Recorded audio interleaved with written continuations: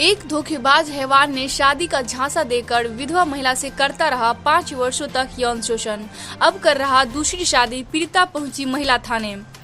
2017 में पति की मृत्यु हो जाती है। महिला को 2 बेटी है। वह पति की याद में सदमे में रहती है। तभी नापाक मंसूबे से रिश्ते का ही एक युवक उसे नाटकीय रूप से प्रेम जाल में फंसाता है और बेहोशी की दवा खिलाकर एक रात यौन शोषण कर लेता है।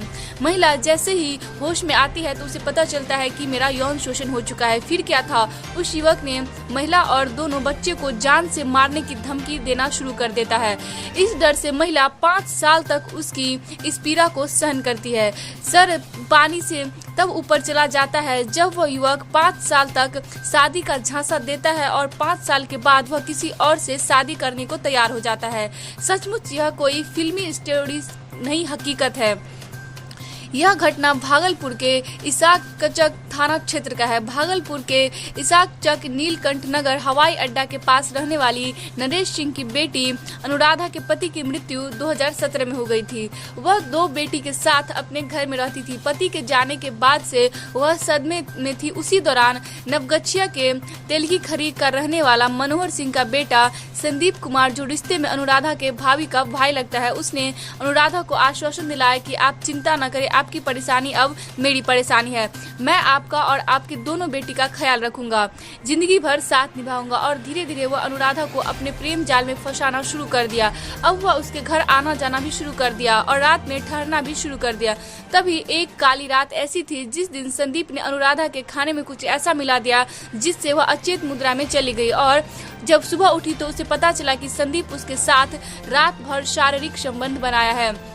जब इस बात को संदीप से उस महिला ने कही तो संदीप ने उस महिला को और बेटी को जान से मारने की धमकी देने लगा।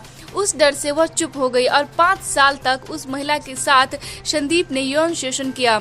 अनुराधा कितनी बार कही कि आपको मेरे साथ रहना है तो समाज के सामने शादी कर लीजिए, लेकिन वह एक ना सुना। पानी सर से तब ऊपर चला गया जब उस धोखेबाज युवक संदीप कुमार दूसरी शादी करने का मन बना लिया। तब वह उसके खिलाफ FIR करने भागलपुर महिला थाना पहुंची और FIR दर्ज कराई। पीड़ित महिला अनुराधा ने बताया कि पहले मुझे सांत्वना दिलाया गया कि मैं आपकी परेशानी और अपनी परेशानी समझूंगा। फिर मेरा दिल जीता और एक रात मुझे कुछ ऐसा खिलाकर अचेत मुद्रा में मेरे साथ शारीरिक संबंध बनाया। जब मैं इसका विरोध की तो मुझे और मेरी बेटी को जान से मारने की धमकी देने लगा। तब मैं डर गई और जबरन मेरे साथ 5 साल तक यौन शोषण करता रहा। मैं जब भी शादी के लिए कहती थी तो वह टालम टोल कर देता था। अब वह दूसरी शादी करना चाहता है। अब मैं कहां जाऊं और कैसे क्या करूं? मैं परेशान होकर महिला थाना आई हूं। मुझे इंसाफ चाहिए। मुझे डर है कि मुझे और मेरी बेटी को संदीप मरवा न डाले। मैं जान माल की भी गुहार लगाने आई हूं। भागलपुर महिला थाने में इसका FIR दर्ज कर लिया गया है। थाना अध्यक्ष रीता कुमारी ने बताया कि इस बात पर जल्द से जल्द जाँच करके दोषियों पर कार्रवाई की जाएगी और लाचार महिला को इंसाफ दिलाया जाएगा। अब सवाल यह उठता है कि लाचार महिला कब तक इस तरह भय के साए में जिएगी या फिर उसे इंसाफ कब मिलता है। अब देखने वाली बात यह होगी कि उस दरिंदे युवक को सजा कब मिल पाती है।